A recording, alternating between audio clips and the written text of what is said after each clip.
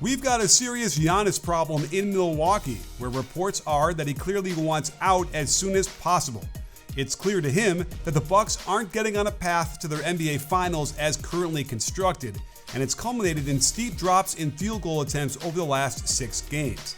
Doc Rivers explained what happened versus OKC in their most recent game, where Giannis only got 11 shots up, hitting 8. The first play of the game they fronted, we worked on the flash and no one moved. So we have to keep working on that part as well. Here's the play that he was talking about, and it's worth noting that there shouldn't be a surprise that a player takes less shots when being defended by Lou Dort. He's that much of a disruptor.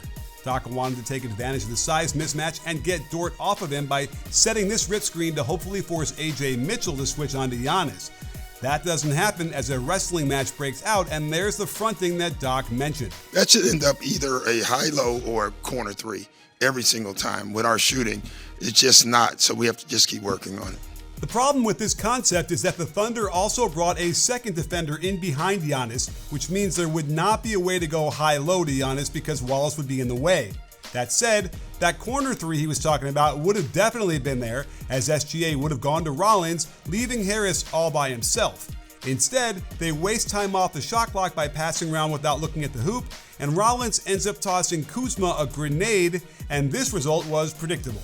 Against Minnesota, Giannis gets fronted without a second defender glued to his backside.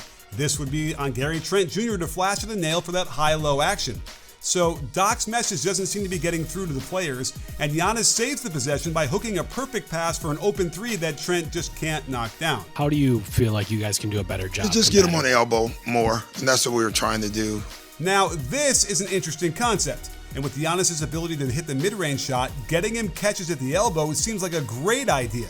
Against Minnesota, this catch is at the elbow extended, but the angle is the same, and it allows him to bully Randle right to the rim for the nice spin into the layup. The problem against OKC is, despite Doc saying they wanted to get it to him there, this was the first possession where Giannis even tried to get it at the elbow, way deep into the second quarter. This was supposed to be a handoff into a high post feed, but Anthony keeps it before feeding Giannis. You can see Holmgren quarterbacking the defense and making sure Williams shadows him in the paint. The Bucks are well prepared with Nance pinning Chet in the paint, and the guy with the second highest 3-point percentage in the NBA this season gets a wide open corner 3. But that was it. No more high post touches in the first half, with Giannis not even attempting to get there to receive the pass. For instance, coming out of the timeout where Doc could control the action, they opt for a pick and roll out top instead of getting him at the elbow, and it created a turnover when Green sets a bad screen. Against the Wolves, I noticed a possession where they ran that same handoff at the wing and they're supposed to feed the elbow, but Portis doesn't throw it there, and it takes one more pass to finally get it to that spot against Randle. Giannis eventually goes up with the layup at point-blank range, pinballs between 2 defenders, and can't coax a whistle out of the ref. But we cannot ignore that getting Giannis the ball at the free throw line got them a layup shot. Let's look at the analytics to see if the numbers prove what we're seeing with our eyes. If we break up the season into games before and after January 8th, you can see that virtually nothing has changed with the number of touches Giannis is getting, and elbow touches haven't seemed to change either. But against OKC, if the focus was to get him there, and we know how devastating that position can be to the defense, then it's on the coaches to influence the offense more, either by calling out specific plays for high post touches for number 34, or just calling out to get his butt there, and for the rest of the team to make sure they pass it to him. By the time they could address this at halftime, it was too late. You're not coming back from an 18-point deficit against the best team in the league. Where we see a huge drop is in post-ups on the block. And make no mistake, Giannis is killing guys down there. Out of 30 players who have posted up at least 50 times, Giannis ranks 5th in points per possession.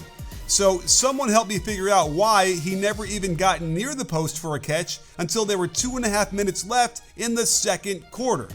We'll have to ignore the hop travel the refs couldn't detect in real time, but you can see 3 players were drawn to him, opening up the Portis cut and floater.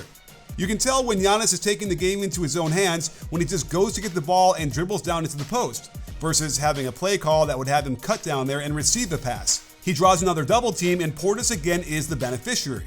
But why did it take this long for either Doc or Giannis to figure out that this was a play they should have been spamming early in the first quarter? It's enough to make me want to buy a front row ticket to their next game and yell out, "Post up," every time down. Of course, if I'm gonna do that, I'm gonna use SeatGeek to find those tickets, and you should too. They've got the tickets you're looking for to sporting events, concerts, and the theater. They've got a rating system that tells you what kind of a deal you're getting, and I use them anytime I go see the Lakers or Clippers in Los Angeles. I saw Wemby in person with a great vantage point and an even better deal because of SeatGeek. The best part, if you tell them I sent you, you'll get a special deal. Use my code BBALL2025 and save 10% off your next set of tickets. So click that link and download their app with my code, which is as easy as Giannis just dribbling the ball into the post-up, which should have been plan B if they felt that one measly possession of fronting was going to blow up their whole game plan. They asked Giannis why he isn't getting more shots, and here's what he said. I'm not the guy. I'm not the guy that will yell and cuss his teammate out and demand the ball. I've never done that in my career, but I feel like I've played with teammates that kind of understand, the gravity that I can cause for our team and how I can create for my teammates and for myself, and how I can help the team be more successful. I understand maybe because we're young, maybe because we're not playing well, maybe because guys think it's their turn. They want to, carry the team on their back and try to turn this around, but I really don't get it. I really don't. It's hard to know exactly who he's pointing the finger at, but Ryan Rollins is a breakout player for them who is getting his first taste of being a real starter, and in the past 6 games, his shooting and scoring numbers have cratered. But his touches and field goal attempts have also gone down, so I'm not sure I'd point the finger at him. However, Doc had an observation about why the offense wasn't working against OKC. We start out in practice with all this ball movement, and then we get in the game, and it was single pass shot, single pass shot, single pass shot. And we literally play right in what they wanted us to do. So that was the only disappointing part. Going through the footage, there weren't a ton of these types of possessions where one pass was thrown and then a shot was fired up before they could find Giannis in either the high post or low post. In the past 6 games, Kyle Kuzma's shooting has also fallen off a cliff, and this looks like they were expecting him to dribble towards the left wing as Rollins would cut through and there would be a handoff to Harris coming out of the corner. Instead, he makes the bad decision to attack one of the better rim protectors in the league and try and get this half hook in over the major contest, leaving Giannis out of the play. Heck, he's out of the frame. With Cole Anthony coming around the Giannis ball screen, they had a chance to get the Greek Freak a catch right at the nail. And then when Portis comes around for the catch, this could have also gotten him the ball at the elbow. This ends up being a great shot, an open look for a shooter who's been hot all season long. Notice how Giannis doesn't go for the offensive rebound despite the smaller defender on him. Here was another one-pass shot possession, and I imagine Green has the green light in transition, but this wasn't a great decision at a time they needed great shots to get back in the game.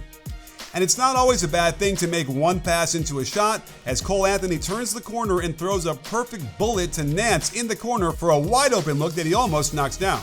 One thing I noticed about the numbers is how Giannis' offensive rebounding has gone down by 50%.